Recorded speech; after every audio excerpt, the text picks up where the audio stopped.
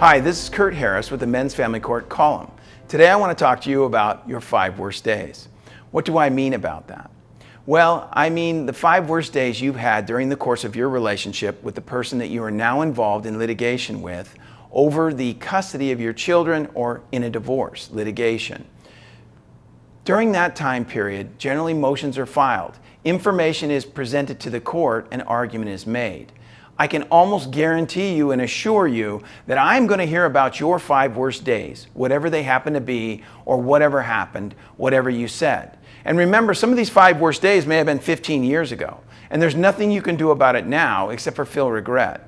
And I have found that you need to be prepared and you need to come up with some sort of an explanation, but not an excuse, as to what was going on in your life at that particular time, and to own up and take ownership of what happened, and to show some regret and some remorse and show that you are willing to apologize for whatever it is. I have found that over the course of the last 20 plus years that I've been practicing, that is always the best way to approach your 5 worst days that I get to hear about, particularly one that happened 14 years ago that you've long forgotten, but she hasn't. So when that comes up, it's always best to try and take the wind out of their sails, or the other attorney or whoever it happens to be, by saying, I'm really sorry that happened, or Your Honor, you know, we've all had a bad day, or we've all said something we wish we could take back that we're unable to take back at this time. You know what I mean, Judge. And there isn't one judge that sits on the bench or one person out there who's being honest with himself that hasn't had a bad day, that hasn't said something that they wish they could take back. If they believe that, they're not being honest with themselves. We all struggle with that.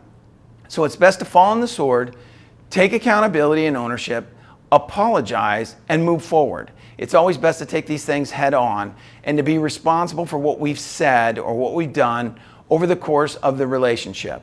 If you do that, that generally will bring the matter to a quick close and will take the wind out of the sails of the opposing party when you just take responsibility for it, apologize, and say you wish you had it back. That's usually the best approach. Again, this is Kurt Harris with the Men's Family Court column, and I hope to speak with you on other related topics very soon. Thank you.